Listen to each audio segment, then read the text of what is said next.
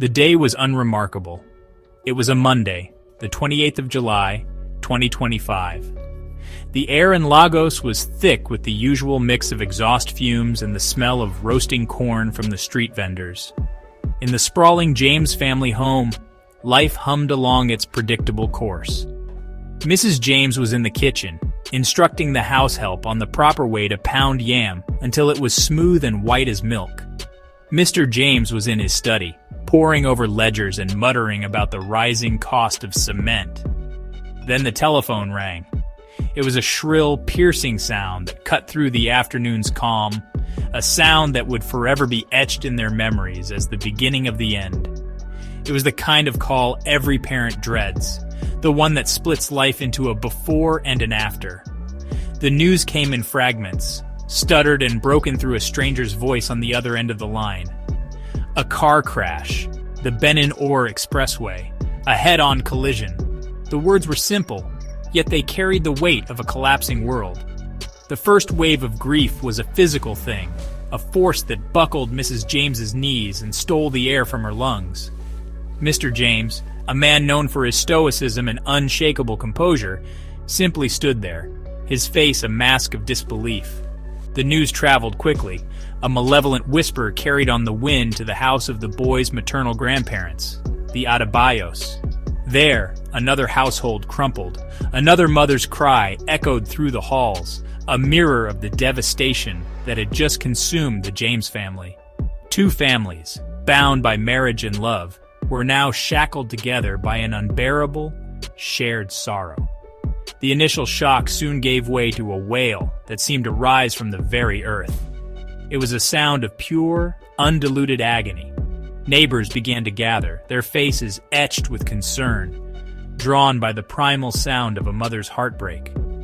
The house, once a place of boisterous laughter and activity, was instantly transformed into a space of mourning. The air grew heavy, thick with the unshed tears and unspoken questions that hung between the silent, stunned faces of family members. Who would tell his siblings? How could they possibly articulate a loss so profound, so final? The world outside continued its relentless pace, but inside the walls of the James and Adebayo homes, time had stopped, frozen at the exact moment their bright shining star was so cruelly extinguished. Across the city, the Adebayo family home mirrored the scene of despair. Grandmothers clutched their chests, their bodies swaying back and forth as if in a trance of grief. Uncles and aunts arrived, their cars filling the street, their faces grim. The boy was not just a son or a grandson, he was a bridge between two proud lineages, a symbol of their union and their shared future. His death was not a single loss, but a deep gashing wound that tore through the fabric of both families. The weight of the tragedy was immense, a shared burden that, instead of bringing them closer, seemed to push them into separate islands of pain, each family left to navigate the dark, churning waters of their own private sea of sorrow. The silence that followed the initial cries was somehow worse, filled with the deafening noise of what could have been. Chukwuemeka was his name. It meant God has done well, and for 22 years it felt as though God had indeed done exceptionally well. He was the firstborn son, the pride of the James family, a young man who walked with an easy confidence that never tipped into arrogance. He carried the hopes of his parents and the admiration of his younger siblings like a well-worn, comfortable coat. At the university, he was more than just a brilliant engineering student. He was a leader. He was the president of the student union, a position he won not with grand promises but with his quiet integrity and his genuine desire to listen. He had a way of making everyone feel seen, from the professors to the campus cleaners. His dreams were as big as his heart. He spoke of building bridges, not just the physical kind that spanned rivers, but bridges that would connect communities and mend divisions. He planned to work for a few years after graduation, and then pursue a master's degree in Germany, eager to bring back new knowledge to help build a better Nigeria. He was the one everyone turned to for advice, the steady hand, the calm voice in any storm. When his younger sister Ada struggled with her mathematics, it was Amika who sat with her for hours, patiently explaining complex equations until her face lit up with understanding.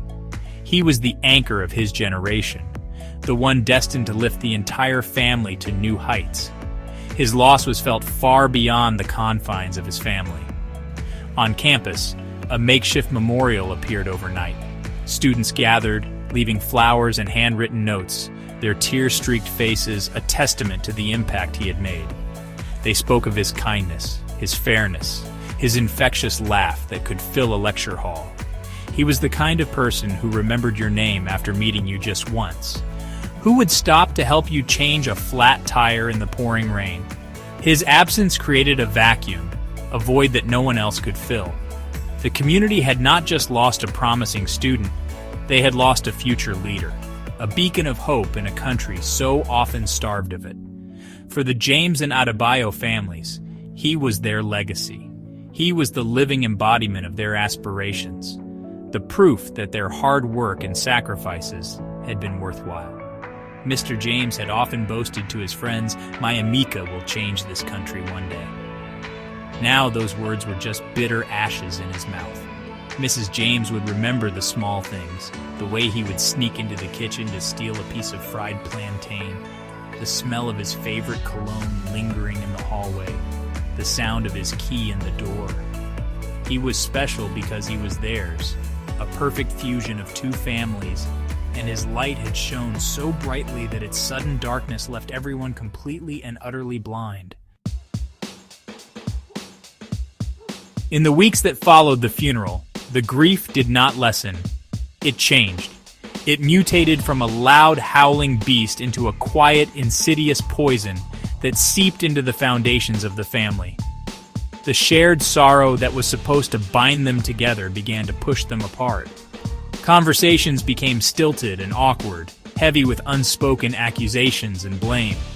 The four surviving children, once a boisterous and tightly knit group, now moved through the house like ghosts.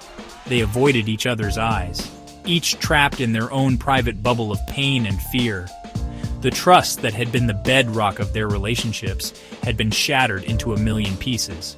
Fear became the new master of the house. The younger children started having nightmares. Ada, who had once idolized her older brother, grew withdrawn and suspicious of everyone. She stopped talking to her cousins and locked her bedroom door at night. The family home, once a sanctuary of warmth and safety, now felt like a place of danger. Whispers started to circulate, quiet and venomous. Why was Amika driving on that road so late at all? Who was in the car with him? The lack of clear answers from the police investigation allowed dark imaginations to run wild. And soon the whispers turned to rumors of diabolical acts, of jealousy within the extended family, of someone using dark magic to cut down their brightest star. The distance between family members grew into a chasm. Mr. James retreated further into his study, surrounding himself with work, a fortress against the pain. Mrs. James, consumed by her grief, became a shadow of her former self. Her energy spent on weeping and visiting spiritualists who offered empty promises of answers. The siblings, left to navigate their grief alone, became strangers to one another. The easy laughter and playful arguments that once filled the rooms were replaced by an oppressive silence. Each family gathering, meant to offer comfort, became a minefield of tension and suspicion, where every glance was scrutinized and every word was weighed for hidden meaning. The extended family was large, a sprawling network of uncles, aunts, and cousins from both the James and Adebayo sides. This large web, once a source of strength and support, now became a breeding ground for suspicion and discord. An uncle's poorly chosen words at the funeral were twisted into an admission of jealousy. A cousin's absence was interpreted as a sign of guilt. The tragedy had exposed the latent rivalries and old resentments that had simmered beneath the surface for years. The family was fracturing under the weight of its own grief and suspicion, breaking apart from the inside out. The loss of one son had somehow managed to orphan them all, leaving them disconnected and adrift. Today, the 28th of July, 2025, marks 1 year since the phone call. The raw wound of grief has scarred over, but the scar is ugly and tight, a constant reminder of the pain that lies just beneath the surface. The James family is trying to move forward, but they are doing so on broken legs. They perform the rituals of daily life. They eat, they work, they sleep, but the joy has been leached out of everything. They are a family suspended in time, caught between a past they can no longer reclaim and a future they cannot yet imagine. The air in the house is still heavy, not with the initial shock, but with the weary resignation of a pain that has become a permanent resident. They attend church more often now, seeking solace in scripture and prayer. The pastor speaks of healing and God's mysterious ways, but the words feel hollow, unable to fill the gaping hole Amika left behind.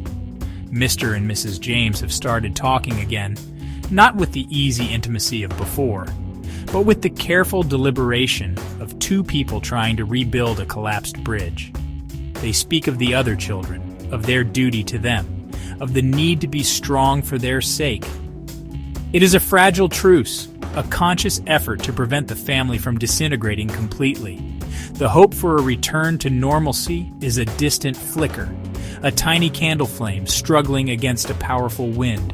The younger siblings watch their parents with wary eyes. They see the effort, but the fear and distrust remain. Ada is planning to study abroad, an escape she frames as an opportunity, but everyone knows is a flight from the ghosts that haunt their home. The other children have grown up too fast, their innocence stolen by the tragedy and the toxic aftermath. They are bound by a shared trauma, yet they remain isolated in their experience of it.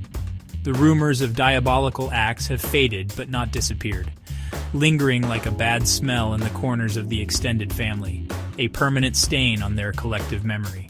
What comes next is a question no one dares to ask aloud. The path forward is obscured, shrouded in a thick fog of uncertainty. Can trust, once so thoroughly broken, ever be fully restored? Can a family so deeply fractured ever truly become whole again? They stand at a crossroads, a family in pain, holding on to the thinnest threads of hope. They have survived the initial storm, but the sky is not yet clear. The story of the James family is far from over. This profound loss is but a single tragic chapter, and the pages that follow are still unwritten, waiting for a future that is both feared and desperately needed.